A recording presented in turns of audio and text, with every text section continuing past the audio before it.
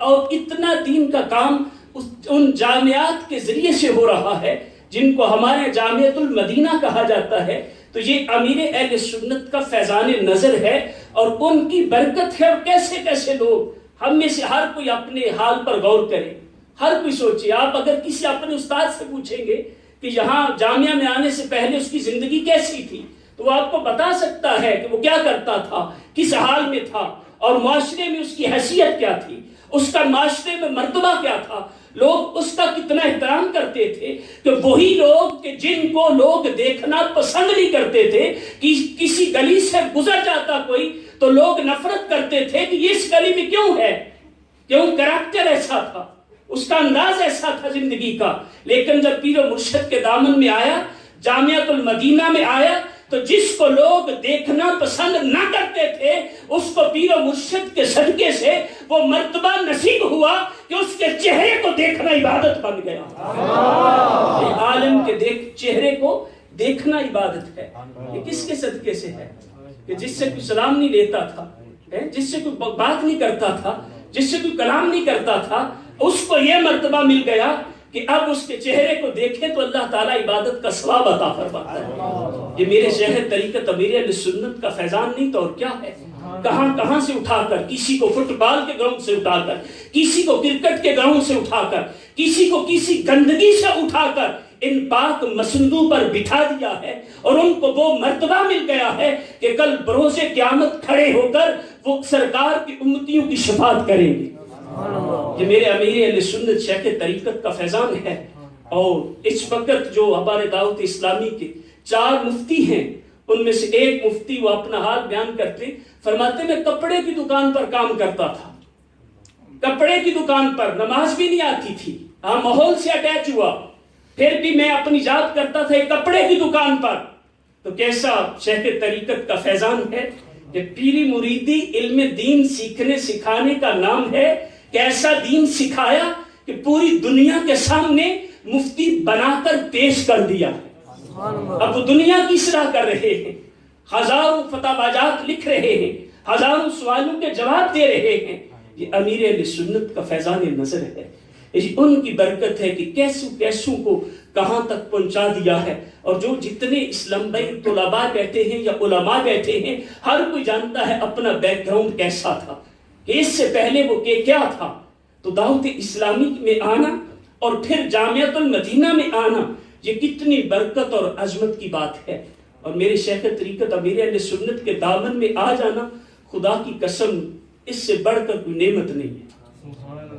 میں تو یہ سب اتنی عظیم نعمت کیا ہم نے علماء کی زبانوں سے سنا نہیں، کس انداز سے ہمارے شیخ طریقت کا وہ ذکر کرتے ہیں۔ اگر آپ دیکھیں، آپ یوٹیوب پہ دیکھیں، علماء کے تاثرات موجود ہیں۔ حضرت علامہ پیر ابو بکر چشتی صاحب دامت برکاتہ العالیہ خود پیر ہیں۔ کوئی مرید بات کرے تو کہہ سکتے ہیں ہر مرید پیر سے محبت کرتا ہے، کوئی اور عام آدمی بات کرے تو کہہ سکتے ہیں اس کا تو اتنا علم ہی نہیں، یہ کچھ بھی کہہ سکتا ہے۔ لیکن ایک عالم ہو، پیر ہو، اس کے مرید اس سے اپنی نجات سمجھتے ہوں کہ اس کے ذریعے ہماری نجات ہوگی، جب وہ یہ بات کرے تو پھر یقیناً جس کے بارے میں بات کرے اس کا مرتبہ تو ہے۔ اور وہ کیا فرماتے ہیں؟ فرماتے ہیں میں علی وجہ البصیرت کہہ رہا ہوں، اور میں نے بزرگوں سے سنا ہے کہ اس وقت دنیا میں جتنے اولیاء ہیں سب سے سرکار کے لاڈلے ولی امیر اہل سنت ہیں۔ امیر اہل سنت سب سے لاڈلے ولی ہیں۔ اور فرمایا، اور انہی کی زبانی فرمایا کہ ایک بزرگوں کو نبی اکرم صلی اللہ علیہ وسلم امام اہل سنت کی زیارت نصیب ہوئی، اور جتنی بھی اہل سنت کی جماعتیں ان کے بارے میں پوچھا، فرمایا ساری پیاری ہیں لیکن دعوت اسلامی سب سے پیاری ہے۔ اللہ اور اس کے رسول کی بارگاہ میں یہ جماعت پیاری ہے، یہ تنظیم پیاری ہے، تو اس کے جامعہ میں پڑھنا کتنی بڑی عظمت کی بات ہے۔ اور پھر جہاں پر جب کچھ عرصہ پہلے علامہ بدر القادری دامت برکاتہ العالیہ خود پیر ہیں اور عظیم عالم ہیں، اور مفتی اعظم ہند شہزادہ اعلیٰ حضرت مصطفیٰ رضا خان رحمۃ اللہ تعالی علیہ کے وہ خلیفہ ہیں، اور جہاں آئے اپنے مریدوں کے ساتھ آئے، اور ارادتاً خود بھی اپنے مریدوں کو بھی اپنے بیٹے کو بھی سبز امامہ بندوا کر لائے۔ یا رہے وہ 2 دن، ہمیں سعادت ملی ان کی خدمت کی، اس ساری جگہ کا وزٹ کروایا، دیکھا، بعد میں باتیں کرتے ہوئے چل رہے تھے، اب انہوں نے اتنی عظیم بات کی، غور کرنے کی بات ہے، سوچئے کتنی بڑی بات کی. کہتے لوگ سمجھتے ہوں گے کہ میں شاعر ہوں اور امیر اہل سنت کے بارے میں منقبت لکھ دی کہ شاعر ہوں، شاعر کا کام ہے لکھنا. فرمایا لوگ نہیں سمجھتے، ہم نے شاعری کی بنا پر نہیں لکھی، کچھ دیکھا ہے تو لکھی ہے. یعنی دیکھ کر لکھا ہے، ایسے نہیں لکھ دیا کہ شاعر ہے تو منقبت لکھ دے، یہ پیر بڑے ہیں ان کے مرید کافی ہیں. فرمایا کچھ دیکھا ہے تو ہم نے ان کی منقبت لکھی ہے.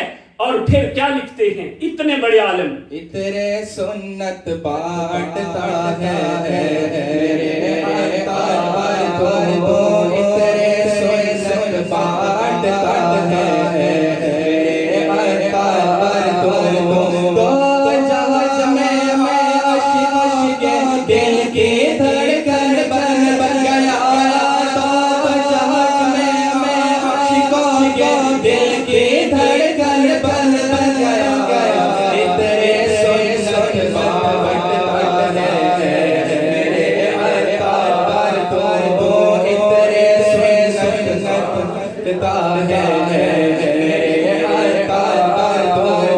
نوری ایمان نوری داڑھی سینادا جگ جے جاری، دور جا جانے جیڑے پاس پہ جاندہ ہے شور. اترے سنت بانٹتا ہے میرے آقا تو، اترے سنت بانٹتا ہے میرے آقا تو. بدر عزت دیتا نا تجھ سا دوسرا، بدر عزت دیتا نا تجھ سا دوسرا، بدر عزت میں دیتا نا تجھ سا دوسرا، بدر عزت میں دیتا نا تجھ سا دوسرا. تو بنی ہے مولا کر صاحب کردار تو، بنی ہے مولا کر صاحب کردار تو. جہاز میں عشقوں کے دل کی دھڑکن بن گیا. اترے سنت بانٹتا ہے میرے آقا تو، اترے سنت بانٹتا ہے میرے آقا تو. جو خلیفہ مفتی اعظم ہند کہہ رہے ہیں، یعنی علماء کی نظر میں ہمارے شیخ طریقت امیر اہل سنت کا کیسا مرتبہ ہے، کتنے بڑے پیر ہیں. یعنی سارے مرید اپنے پیروں سے سمجھتے ہیں ان کے صدقے سے نجات ہوگی، اور خود پیر جو ہے وہ ہمارے شیخ طریقت امیر اہل سنت کو اپنی نجات کا ذریعہ سمجھتے ہیں. یہ ہے مرتبہ ان کا. مناظر اسلام سید اسد صاحب دامت برکاتہم العالیہ، ابھی ریسنٹلی شاید آپ نے نیوز میں دیکھا ہو، ان کے ویوز تھے. باپا جان سے جب پہلی ملاقات ہوئی تو آپ نے کچھ لکھ کے دیا تھا، اور اس دن وہ دکھا بھی رہے تھے اور کہہ رہے تھے کہ یہ میں نے سنبھال کر رکھا ہوا ہے. کتنے سال پہلے ملاقات ہوئی تھی، کہا میں نے یہ سنبھال کر رکھا ہوا ہے اور اپنی اولاد کو وصیت کی ہے کہ جب میں مر جاؤں مجھے کفن دیا جائے تو یہ کاغذ کا ٹکڑا میرے کفن کے اندر رکھ دینا.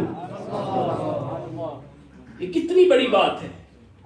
تو کہ ہم اپنے نصیب پر خدا کی قسم جتنا رش کریں کم، کہ ہم ایسے شیخ طریقت امیر اہل سنت کے دامن میں ہیں، ان کے سائے میں ہم جامعۃ المدینہ میں پڑھ رہے ہیں.